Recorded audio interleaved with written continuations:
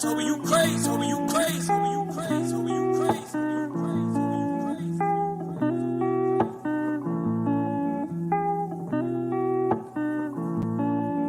Bourgeois, bourgeois, bourgeois, bourgeois, bourgeois, bourgeois, bourgeois, bourgeois. I said the universe gave it to me. I said the universe gave it to me. Bourgeois, bourgeois, bourgeois, bourgeois, bourgeois, bourgeois, bourgeois, bourgeois. I said the universe gave it to me. I said the universe gave it to me. Bourgeois can't be boxed. I'm free to be me. I'm living life, creating legacy. I'm living my dream. They call me extra. They say I'm doing too much. I'm just bourgeois, cause I'm classy with some style. Bourgeois, bourgeois, bourgeois, bourgeois, bourgeois, bourgeois, bourgeois, bourgeois. I said the universe gave it to me. I said the universe gave it to me. Bourgeois, bourgeois, bourgeois, bourgeois, bourgeois, bourgeois, bourgeois, bourgeois. I said the universe gave it to me. I said the universe gave it to me.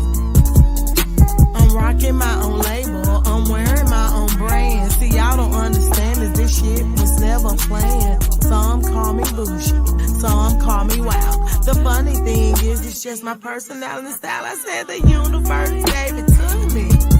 I said the universe gave it to me. Bourgeois, bourgeois, bourgeois, bourgeois, bourgeois, bourgeois, bourgeois, bourgeois. I said the universe gave it to me. I said the universe gave it to me. Bougie while it's balanced. I don't play. I say what I mean what I say. I'm done slay. Bougie while it's balanced. That I am. I live, love, laughing. I don't give a damn. Bourgeois, bourgeois, bourgeois, bourgeois, bourgeois, bourgeois, bourgeois, bourgeois. I said the universe gave it to me. I said the universe gave it to me. Bougie while it's loving yourself, it's knowing yourself, it's trusting yourself, it's being yourself. Yeah. Hey. Bougie while it's loving yourself, it's being yourself, it's being yourself, it's expressing yourself. Yeah. Be original. Do you, it works. The funny thing is, broker. I said the universe gave it to me. I said the universe gave it to me. Bourgeois, bourgeois, bourgeois, bourgeois.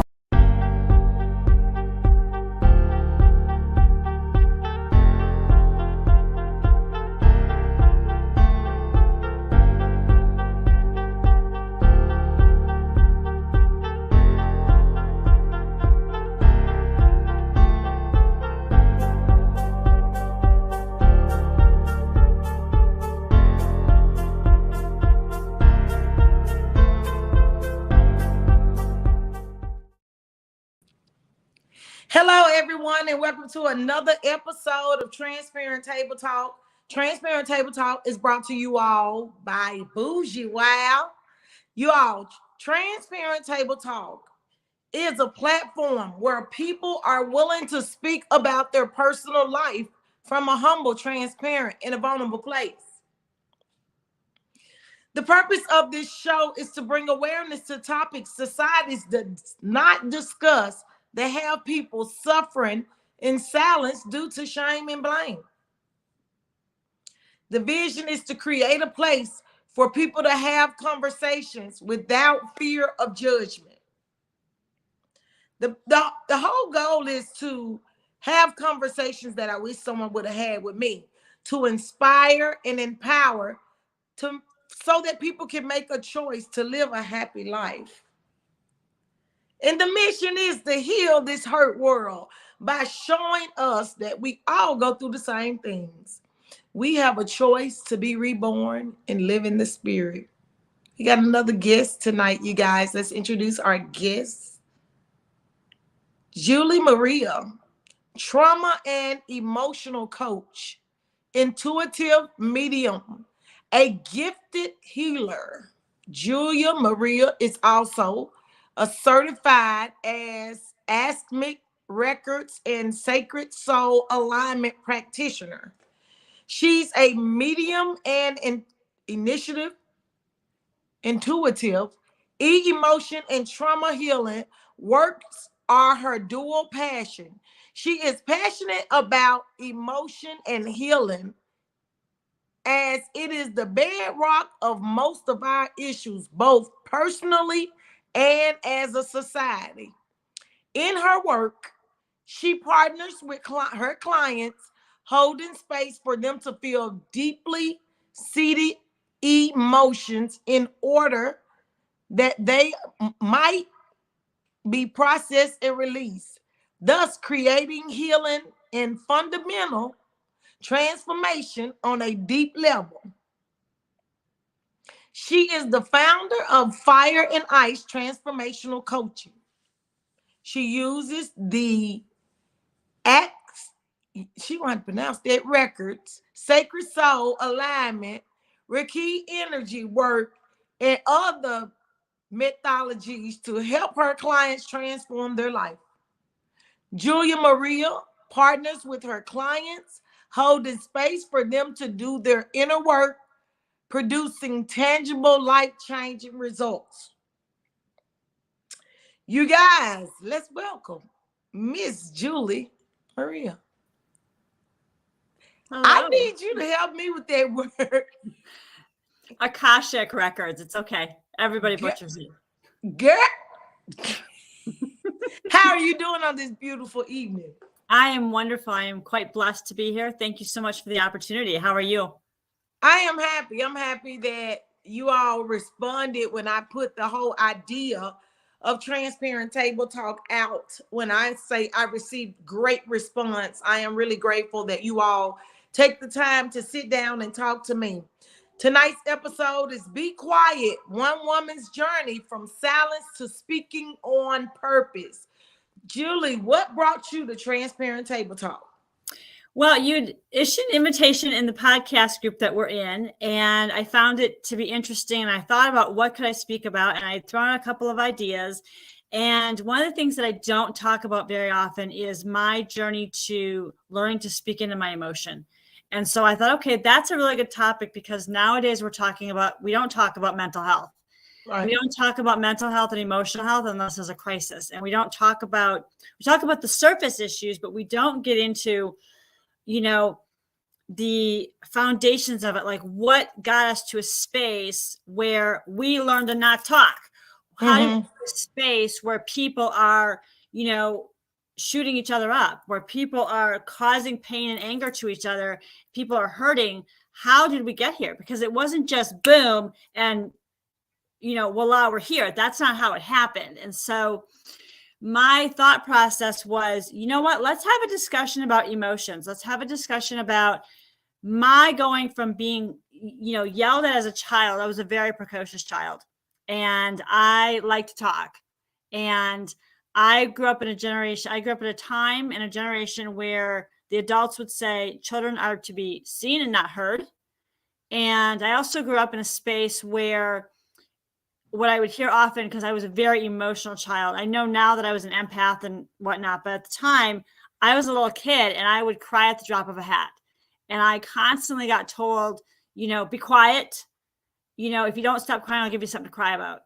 And I would guess that a lot of your listeners will hear that and go, oh, yeah, me too. And so what that does is it actually puts an imprint on yourself that you feel physically unsafe to feel emotions, like to even to cry, etc. And so I grew up in a space where, I would just, and the thing is what we do, I grew up in a space where I wouldn't feel emotion. Like I would feel it and I would feel tightness in my throat and I would be like, so it stopped me from speaking up for myself well into adulthood. It stopped me from asking for things I needed. It allowed me to be bullied because I didn't have the voice to say, that's not okay. That is not okay behavior. And to stand up for what I needed. Like I couldn't even for a long time, even when I would be on a business call and I would be working, and someone would come in and they'd start talking and I'd be like I'm on the phone. Hello. And there would be no respect, no boundaries. And I didn't know even what boundaries were at the time. And so, the reality of the situation is, for me, is that I look back on my growing up and I remember someone saying to me, you just need to be heard. Like, you just need to be able to cry. You just need to be heard. And I was honestly so scared. I remember I was on a webinar, and this is going back years, but I was on a webinar and there was like 500 or 600 people on the call. And they said, raise your hand if you'd like to, I think it was like press 2 on your keypad on your phone if you want to speak. So I pressed 2 along with hundreds of other people. And this one woman got called on, and she was telling a story very similar to mine growing up with emotionally stunted parents. And now, don't get me wrong, I love my parents very, very much. We now have superb relationships on both sides. I didn't realize how emotionally stunted they were. And I didn't realize the effect that would have on, my whole life. I didn't realize the effect that it had on my life until looking back on it and going, oh yeah, all the things that I never stood up for, all the times when I was silenced, when I didn't have a choice in things, and how I got to a point in my 20s and 30s where I was terrified. And when I tell you I was scared to death to speak my mind, I was scared to even like, hey, do you want to get a cup of coffee? If you want to. Like, I didn't have any sense of like what it like I could tell you if I was around people that I knew real close that I would be like, I love filet mignon, or I love, grilled shrimp, or things like that. But I would never, like, if you would say, hey, do you want to do this? And I was given a choice, I was scared out of my mind to do it well into my 30s. And I didn't even realize it. I didn't realize that there was this little inner kid inside of me, and that she was mortified. She was mortified. And here's the thing. It wasn't actually about speaking. What I realized was she was terrified people were going to leave. She was terrified of being abandoned. And so many of us, like you say in the lead into your show, talking about topics that people don't want to talk about. We are so in this society, even now in 2023, so reticent to talk about mental and emotional health. Like, we are like, I know people that will tell me, I would rather run a marathon untrained than talk about my emotions. Or, I mean, what you brought up today is a great topic, because the era, the generation that we were raised in, we were not given a voice. We were not given a voice, and it makes me think about. I used to be the president of the union over the state of Mississippi, in which I represented employees in employment issues and dealing, with their managers. And so many adults went through what you described, that they didn't know how to express themselves out of fear. And it makes us, in a sense, emotionally immature. Very. Because we were never taught how to deal with our emotions. We were never allowed to express ourselves, to where, like, I raised my children totally different. I allowed them to express themselves because I want them to be able to go out in society and express themselves. And people will be like, you allow your children to talk to you like that? I'm like, they're not going to be kids all their life. They're going to become adults. And if I take away their ability to express themselves as children, how will they allow the world to treat them like? And it's one thing you said while you were talking that we need to address in society too. It's like, when we talk about what we experience, we have this need to make that disclaimer. Oh, I'm okay with my parents. We're fine, but but it's because these type conversations were not had. Mm-hmm. How dare you to talk about what I did, or how dare you to talk about what happened? And so because of that, nobody's willing to talk about it. That's why we have a lot of mental health. That's the reason why we're seeing people that's struggling with the little voice in their head that nobody hears, or wanting to be somebody that they don't even know who they are. Like, we live in a society in itself that we are conditioned from birth to be something else. We are conformed to our social norm based on our environment, our experience, our exposure. And I'm 45 years old, and I just had my awakening a couple of years ago, in which I damn near lost my mind when I realized, oh my God, I've been conditioned. I've been acting like you say. I'm too a crybaby. I was born in July. I'm a Cancer. I'm also an empath. I didn't understand it for years. When I first learned of an empath, I was like, oh my God, I've been experiencing this my whole life. Like I can feel people. I'm so free and loving and caring and sensitive. This like I could just feel the energies in the room. I could just feel it. And so, I realized that the conditioning had made me forgot who I was. I didn't even know who I was.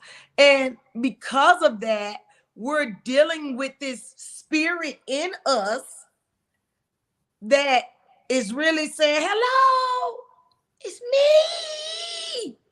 It's me. Hey, but you're like not even listening to it anymore.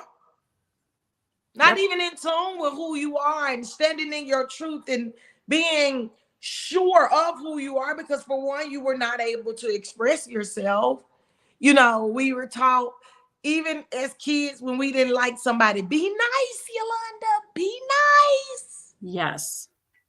So I get it, and that's the reason why Transparent Table Talk was created. It was created because of all of these things that we're suffering with, that nobody's talking about, how we end up dealing with mental illness, what mental illness really is. Because I discovered a lot of it is just not living our true versions of ourselves because of fear of rejection and the need to fit in. So we conform and we compress. It's just like pushing something down in a box that doesn't fit. Yes, and I think that's I can have this conversation. This is real, and this is what's going on, and we're not talking about it. And I think that is so true. And I think the thing, one of the things that gets me passionate about is when we lose someone to suicide, and we're like, we talk about it for a couple of days, and then we go on to whatever the media tells us is the next big thing.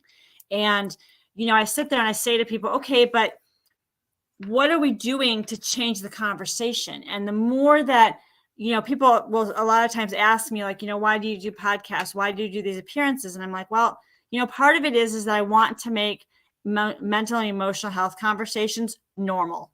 I want to get people to a point where it's like, you're having, like me saying, I'm having a rough day. I'm feeling, so in this, shifting the language and saying, I'm feeling sadness today. I'm feeling grief today. And I can move it through me, as opposed to being like, I'm fine. And having that shame around it, and having that, like, making it like you want to cut off a finger, like, you feel shame. Well, where's the shame? So we can cut that part of your body off, as opposed to just being in a space of all of your emotion is, all of your emotion is valid. Because I look at people like, I look at this country and I go, we're in a mental and emotional health crisis, except we don't talk about it. So we're going to sit there and act like, okay, if we just, act like everything's okay. And, like you said, you're growing up and being like, be nice, even when you didn't like somebody, and being in the space of like, you know what? Everybody's allowed to feel how they feel, and being in the thing is, we can feel emotion. And I tell people, you can experience emotion, and I hyphenate it as E-motion, because I want to get people out of a space of negative emotion or bad emotion and get them in a space of, it's only energy and motion. It wants to move through you. So you get to experience it. Right. I like that. If I can take people away from the notion of, oh my God, I feel angry, I can't feel angry, and put them in a space of, anger is just, I tell people anger is my favorite emotion, because anger tells me, now that doesn't mean I don't like experiencing joy and bliss and whatnot, because I do. But the reality of it is that anger tells me real quick if something's out of alignment. And I love having that. It's like your check engine light in your car. Something goes on. So you get to a space where you go, oh, I'm experiencing anger. And notice how the language is not, Notice how I'm languaging it, not as I am angry. I'm not embodying it. I am is very powerful. So I'm not embodying anger. I'm just saying I'm experiencing anger. And then I have the rest of the conversation. I'm experiencing anger because it's windy and rainy and gross outside and I can't, I don't want to go anywhere today. Or I'm experiencing anger because I had an expectation we were going to do this and we ended up doing that. Or I had an expectation that I was going to get the job, or that the relationship was going to go a certain way, or that I was going to step on the scale and the number was going to be this and it's this or that. So it just gives you the space to go, okay, let me explore. Because the other thing is, anger is sadness's bodyguard. Sadness is guilt, grief, and shame's bodyguard. And so many of us, like you said, our parents and grandparents, and I will share this, something that my grandma shared with me before she passed away. We were sitting talking about something and she said to me, I apologize. And I said, why? And she said, because when I was growing up, we were at war. She was a World War II bride. And she said, feeling emotion was a luxury we didn't have. And I taught, unfortunately, I raised your mom and her siblings that same way. So nobody really knows how to feel emotion in our family. And this like bomb went off in my head because I was like, a lot of things that are making sense real fast here, real fast. And I was in the space of like, okay, I forgive my grandma for not knowing what she didn't know, obviously. But it makes you also realize, and I also realized I started seeing my parents differently. I started seeing my mother differently, and I started seeing my dad differently. Because I went, you know what?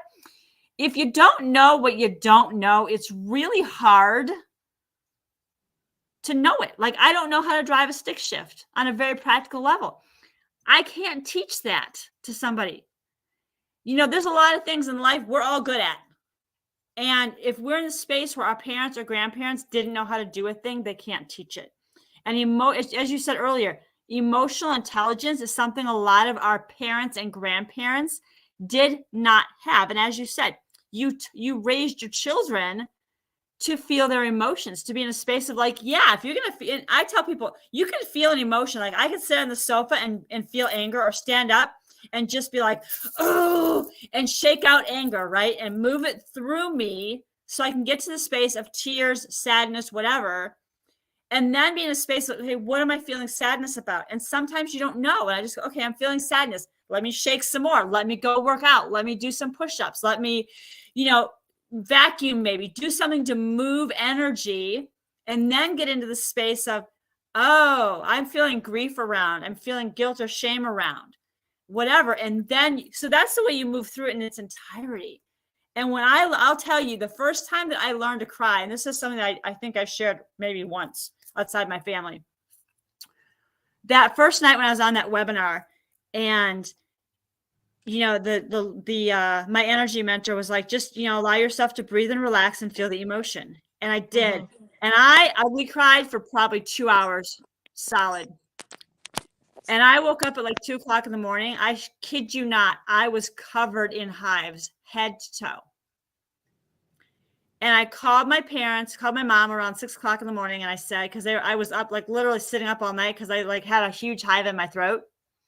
And I didn't know what was going on. So I took a picture of my face because I had huge welts all over my face. My lips were blown up. It was like I had bad Botox. And I text a picture of me to my mom, my stepdad, and they're like, oh my God, you've got hives. Like, what did you do? And I was like, I didn't eat anything differently. I said, the only thing I did was I was on an energy healing call last night. And, I cried pretty hard for a while. And then, it was relayed to me later on by somebody else that they said, well, the reality is that I used to break out in full body hives as well, because I had so much rage in my body. And someone else told me a couple years after that, said, oh, you're allergic to rage. Your body has resistance to rage. And I went, oh, but it made a lot of sense. And so now, like when I work through emotions, I'm much better with it. I'm much better calibrated. but I still have moments. And I think that, one of the things that I know for sure is that a lot of people are terrified of feeling anger. They're terrified of experiencing anger because they either feel like it's going to eat them alive, or they feel like I've had people say to me, I'm afraid that I'm going to punch something or I'm going to hurt somebody if I feel my anger. And I'm like, get a pillow. Like, for real, get a pillow.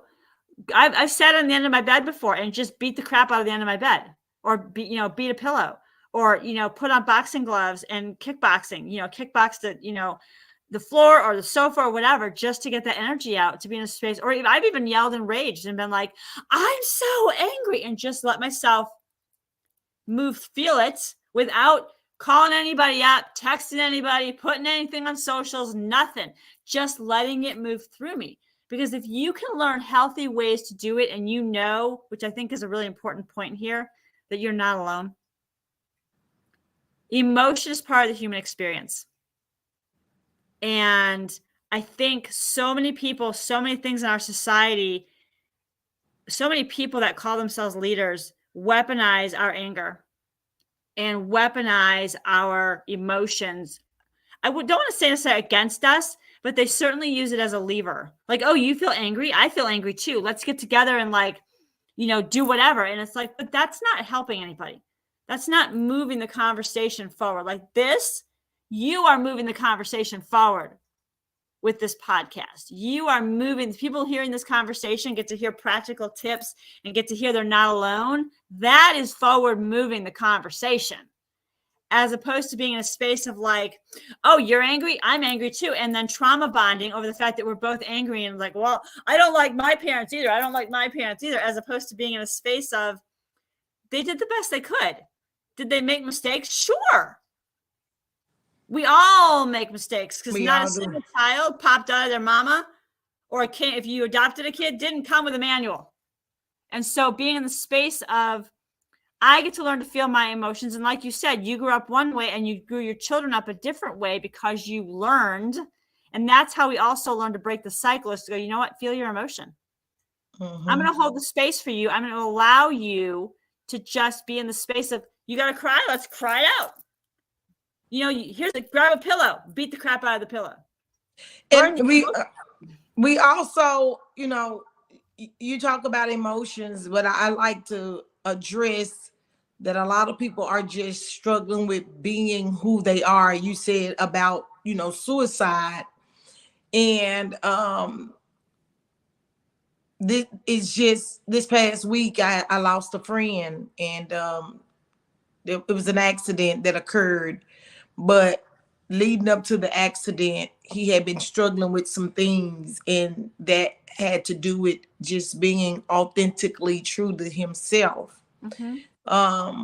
We live in a society where we are judged and we are criticized for just, if we want to be emotional and cry. I had a guy tell me one time, because I talk from a humble, transparent, and vulnerable place.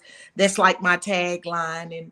And there, during my healing process, I would get on Facebook and I would cry and I would say, just why nobody told us this? And that's how Transparent Table Talk came about, because I'm like, am I the only one to experience this? Like, do you all realize that we have the power in us, through us, as us, to create the life we want? We can die to the flesh, live in the spirit.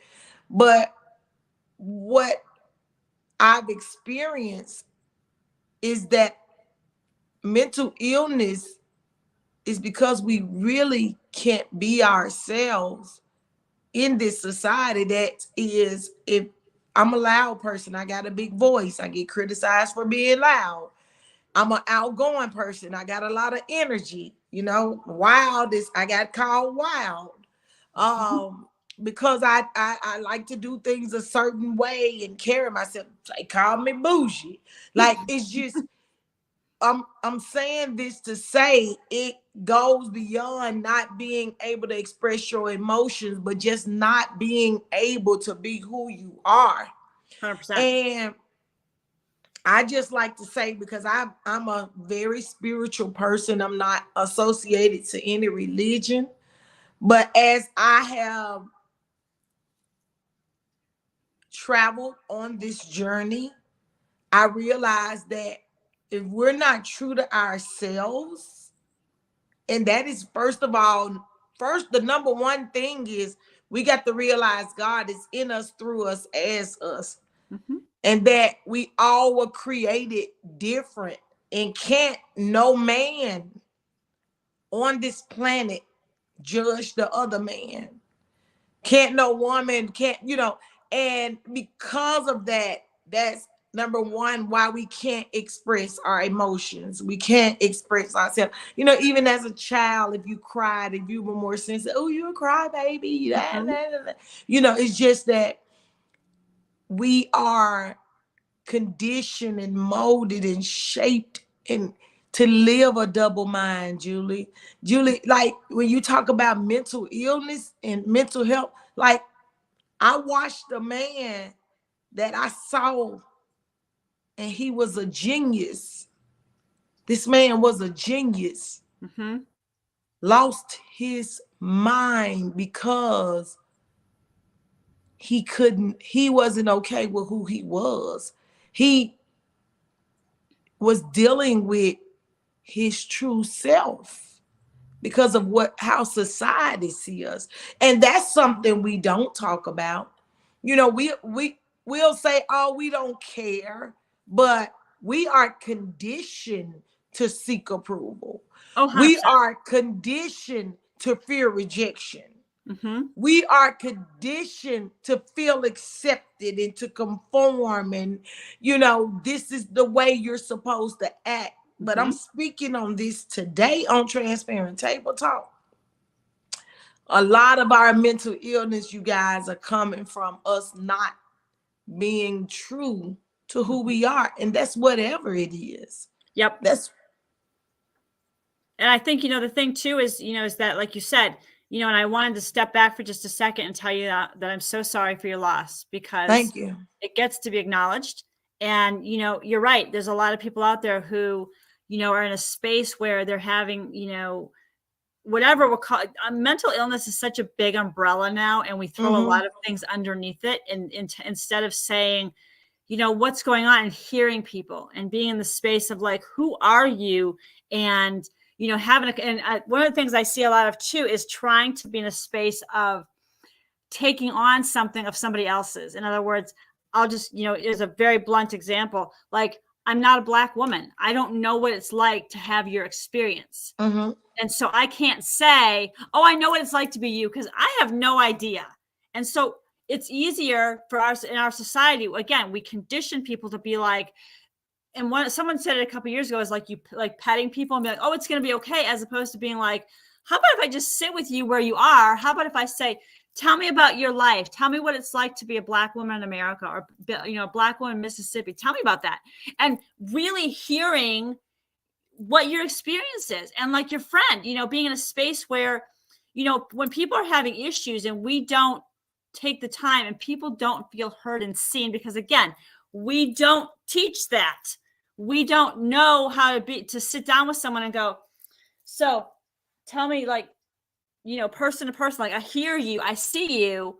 These conversations are very important, because someone gets to say, okay, I can be on my authentic self. I'm not sure how I'm going to get there, but it's okay for me to be me. It's okay for you to be Bourgeois. Go nuts. I love your energy. And the fact of the matter is that when people get to be in a space of being themselves, and even if it's only on a small scale, like, so if you're just, authentic with your friends, right? But you're in the real world, you're doing this. And one of my friends a couple of years ago, he was in a really bad space. And I said, how can I support you? And, what can I do to help you? And he goes, just you're sitting here and listening to me, just shooting the breeze. And we sat down, and we're like, I stopped and ended up having like a 2-hour conversation with him. And he was like, just the fact that you sat down next to me and recognized something wasn't right and just heard me. He's like, you gave me so many ideas on like things I need to do, a direction to go in, etc. And he's like, and you made me realize that I get to be me. And he was in a space where he was gay, and he was terrified to come out and say that. And I said, I'm going to be honest with you and tell you, I said, I haven't known you for all that long. I said, but I just am going to say this. And if I'm wrong, tell me I'm wrong. And I will be more than happy to apologize. So if I'm overstepping, I'm okay with that. I'll step back and say, I'm sorry. Because we're always learning. I said, but I think the only person who at this point doesn't realize that you're gay is Stevie Wonder. I said, I think that everybody around you knows that you're gay and they're waiting on you to say it so that they can congratulate you. I said, it's kind of like being a pregnant woman, waiting on everybody to say, like waiting on everybody for the mama to be like, I'm having a baby before everybody goes, oh my goodness, and says something. And he at the time he said, just really appreciate that you took the time to hear me. And I think that, like your friend, it's so important to just, when we see somebody, instead of being like you said, judging, instead of criticizing it. Because here's the thing, judgment and criticism are society's attempts, people's attempts to control us. Girl, did you see Sierra's dress? Sierra and Russell Wilson. It's the talk of social media. And I'm like, for real? Like, if these two people were okay, we're walking out the house with her dress on, who am I to put my energy on what somebody should do or what somebody shouldn't do? I really don't understand that. Like, I had some little short pants on Saturday. Like, they were really short. And I'm like, I felt good in my pants. I go to the gym. I work out. I felt comfortable when I bought them. I felt sexy while I was wearing them. And I just don't understand why society feels like it's okay to tear somebody down. And then when somebody commits suicide or somebody lose their mind, I don't know what happened to them. I don't know. But do you not realize life and death lies in the power of the tongue? Like, do we not? It's in the Bible that the tongue is a double-edged sword, and we sit up and we criticize people. Like, I realized that if I got time and energy to criticize someone, that means I'm not happy with myself. Because working on me every day to become the best version of myself and to not allow the conditioning that was put in me that had nothing to do with me to control my mind and to live intentional is enough for me to work on me. I have no room to judge anyone, to criticize anyone, because guess what? I have to deal with this little voice in my head that nobody hears, that nobody talks about with my own stuff. Well, that's the thing too, is we do that though. We like to be in a space of projection. We like to be in a space of, if we're in a space where, and I look at people, I'm like, well, they're just jealous. Because the fact of the matter is I look at people and I go, you know what? I look at, someone like Sierra and being like, she got Russell Wilson on her arm. If you went out the door, you have stylists, you have 10 or 15 people around you that are dressing you and doing all the things and da-da-da-da-da-da. If you're going to any of these award shows, or even if you're anywhere out, you know that there's going to be cameras on you. And it's like, if you're comfortable in that body, I mean, there was a dress this is probably easily 10 years ago, probably longer. But I remember J-Lo wore something to an award show years and years ago. And it was like, oh my God, did you? And I'm like, listen. I said, if she busts her booty and looks that good in that outfit and she wants to show that off, she knows she has mirrors around her, then let her go. Do your thing. And this is what I don't understand. We're all born into this world naked. And we're going to go out every night. We take our clothes off, take a bath. Every day we see naked body. Why are we so offended by seeing a naked body? I don't get it. I don't get it. Maybe my mind is open and I'm not attached, but I just look at that as a society, if we allow people to be free to be who they are without all of this criticism, this judgment, a lot of mental illness, Julie, will not be going on, because everybody can't deal with this stuff. Everybody is not like me, who said, hey, I'm free to be me. It's what you see in my energy. That just, and nobody can take that from me, because guess what? Once this energy gone, that's moving these fingers, that blink these eyes, that move my mouth, it's over. This flesh gonna be, what is the flesh? The flesh is nothing. But everything that's in the Bible, we live a double mind, and that's the reason why we have so much mental illness, because we truly are not able to be ourselves in a society that's so judgmental. We get criticized and condemned just for being free to express who we are. And I don't care if it's your sexuality, I don't care if it's your physique. We have a right. Like, when this energy leaves, like, what is this invisible thing that moves my mouth, that blinks my eyes, that makes my head turn? Because, like I was telling people this weekend, when I saw my 40-year-old friend in that casket, nothing was there. It was a shell. So I'll be damned if anybody, and I speak this on Transparent Table Talk on this day, express your emotions. Express what, physically, whatever it is you want to be. You have a right, because once this energy leaves, it's over. Well, you know what, too, is all of us as unique as a fingerprint. And the reality of it is our soul, there's no one else quite like you. And, I tell people, when I see people having a bad day, I'm like, you know what? Statistically, when you look at sperm and egg and how that whole thing works, the reality of it is there's a 1 in 1.7 billion chance that you exist. Right. So if we can be in the space of like realizing that and how much of a miracle you are just because you're breathing. Right. If we can be in that space and then go, you know what?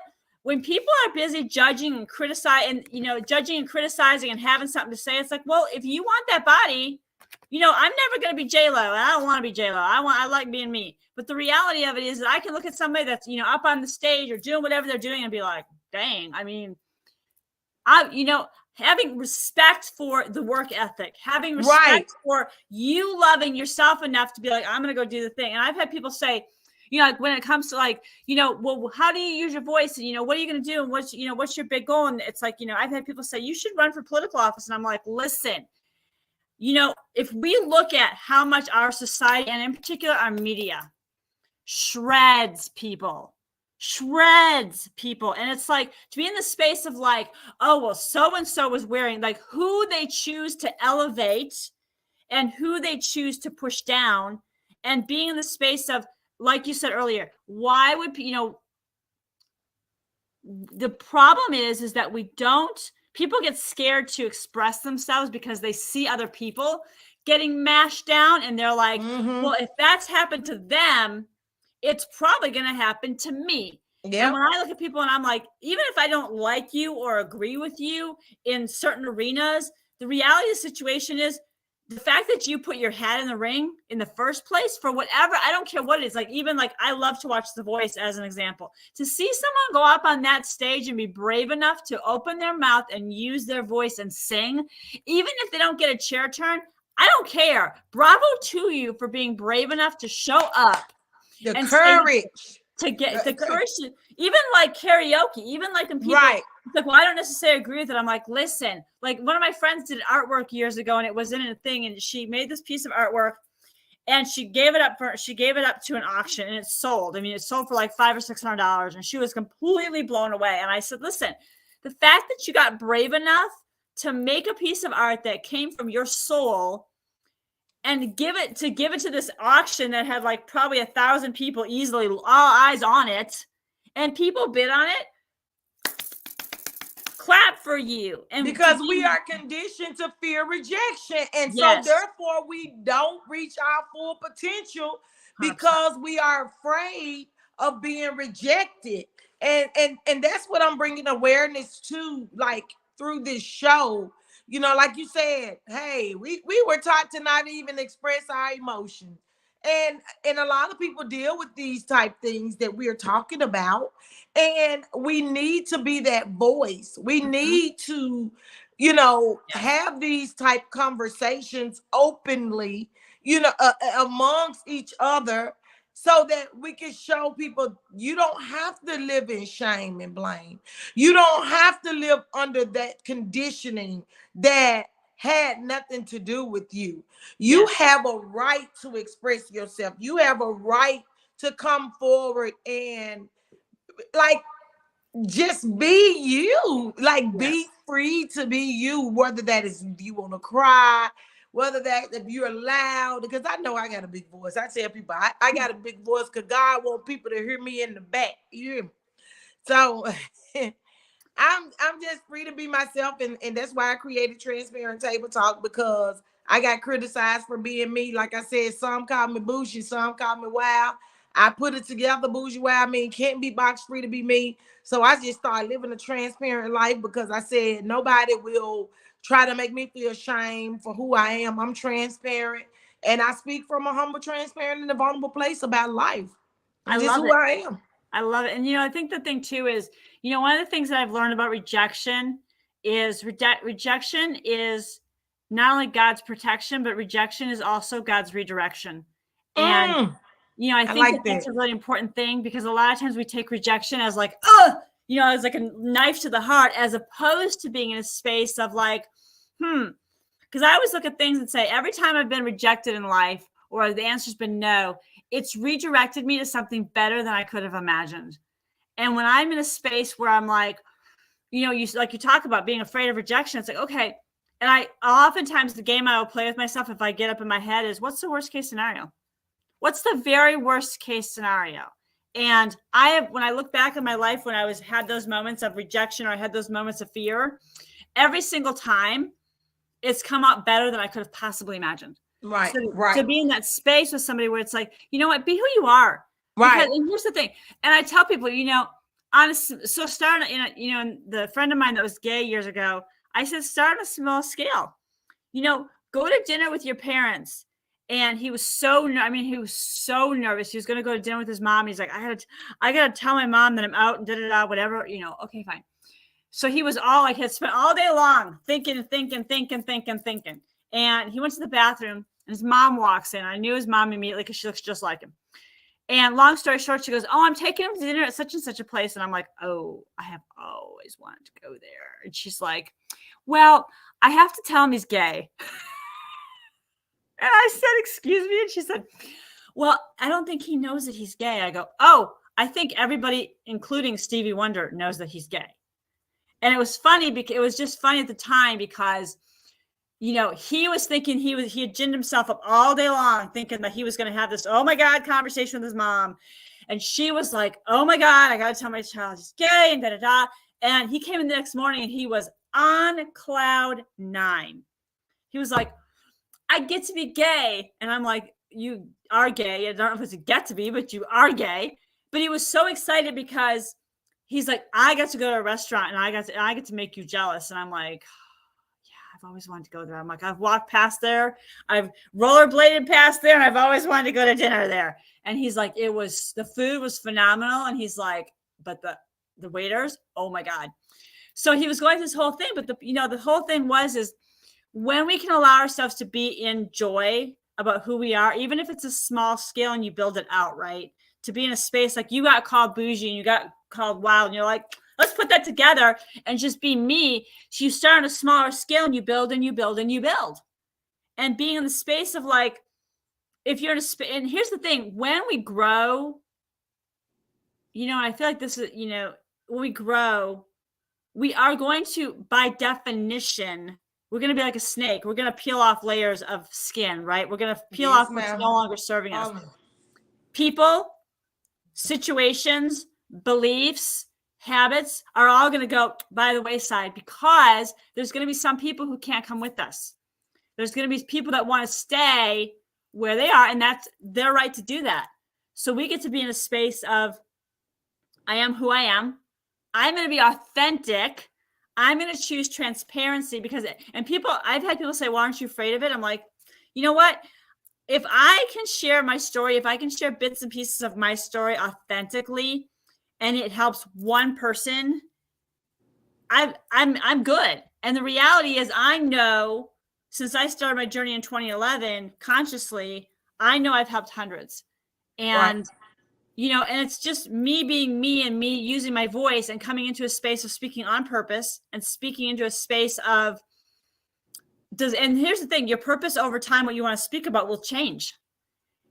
As you change and you grow, it's like, people got the message. I can pipe down. I can just be here now because I have a loud voice too. I have a tend to be, it's like, do you know how to whisper? I'm like, no. But you're in the space of, if I can give one person their voice, I've done my work. Awesome. It's just like you're in the space where you've given many people their voices. You have this platform of a podcast, and it's beautiful. And I think you're awesome. I mean, I followed your social accounts and whatever, and I'm just like, oh, gotta go look at her, gotta go see her. You're fantastic. I am, like I tell people, Julia, I had 2 children by the time I was 17. I was a high school dropout. I've been on my own since I was 15. And God has been good to me. Raised in Memphis, Tennessee by a single educated mom that did the best she could with me.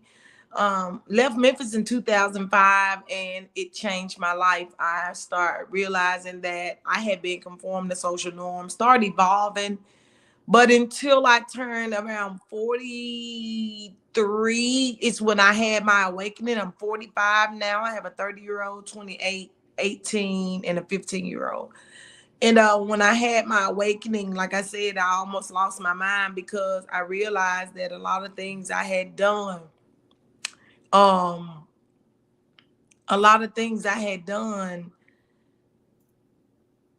I would have done them differently. Like the mom I was, raising children young, them seeing me frustrated, trying to figure out life, because I've always been that go-getter, ambitious. So I had to drag my kids from state to state. I did 20 years working for the IRS before I stepped out. I got my own business now. And but realizing that it's not about the materialistic thing. I chased the materialistic things and still wasn't happy because I felt like I had a point to prove. Mm-hmm. I had a point to prove. I didn't want to appear to be a Black uneducated statistic. You hear me? Like I live life with this point to prove. And so now I'm out here because I struggle with the little voice in my head that nobody hears, that nobody talked about.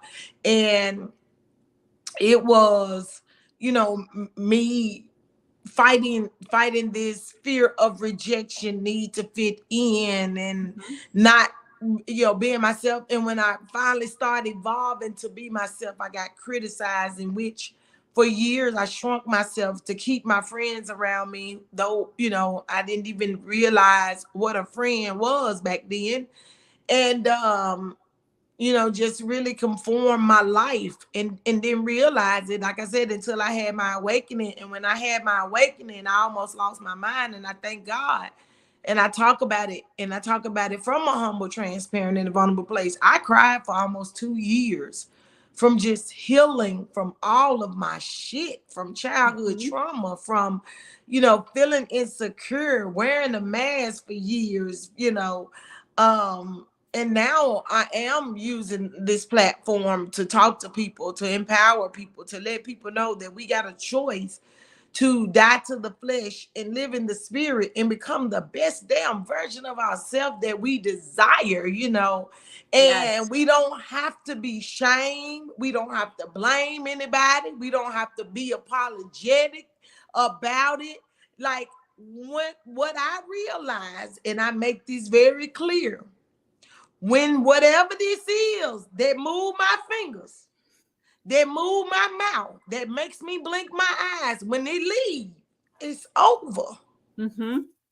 So I tell people, I'm free to be me. Is what you see in my energy. I'm gonna be me. And I say this on this platform today for anybody that's listening. Be yourself. Yes. If you're a crybaby, express yourself. Be in tune with your emotions, because a lot of times we getting illnesses and stuff because we holding in our emotions. Yep. They condition us, don't cry. Like I witness and be talking to people that want to cry. Girl, I'm gonna wipe my tears. I'm not gonna cry. I said, baby, hold up. I'm gonna cry, baby. I cry with you because no rain, no flowers. Yes.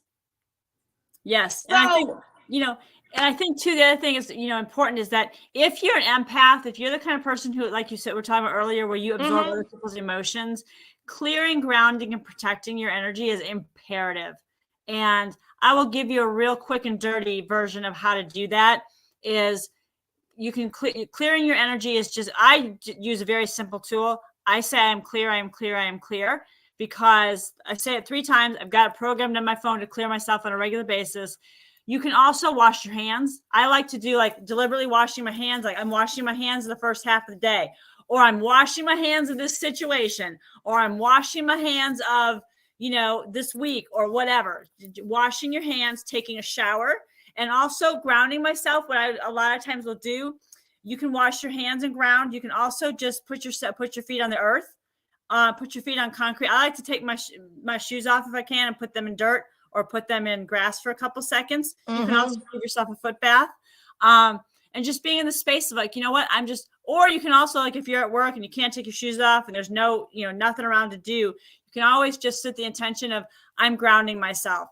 And what that does is it gives you an opportunity to reset your energy. And then the other thing I like to do to protect my energy, which is imperative, so I like to imagine a golden bubble around myself. Like if you blow bubbles, you've got a giant bubble around you, and anything less than love bounces off of it. That is a super easy way to protect your energy, because a lot of times what we're carrying around energetically isn't even ours. And we don't even realize that, because no one knows. When I first tell people that they're an empath, I'm like, oh, you're an empath. And they'll be like, tell me about that. And I'll tell them, and they'll go, a lot of things suddenly make a lot of sense. But that's the thing, is when we're able to be in the space of sharing with people, be authentically yourself, and you have a right to take care of your energy. You have an obligation to take care of you so that you can serve others from a space of grace and love, and abundance. And a lot of us, again, like you said earlier, like we've been saying throughout this, throughout this time, is a lot of us societally are conditioned to, not be ourselves, work ourselves to the grindstone, be in a space of like, don't be authentic. If you're crying, stop crying. If you don't stop crying, I'm going to give you something to cry about, as opposed to being in a space of, our parents didn't know parents didn't know what holding space was. They had never been taught to cry. A lot of people I know, like older people I know, will say things like, oh yeah, my granddad or my dad would get out the whip, or they'd get out the belt, or they'd go get a branch off a tree.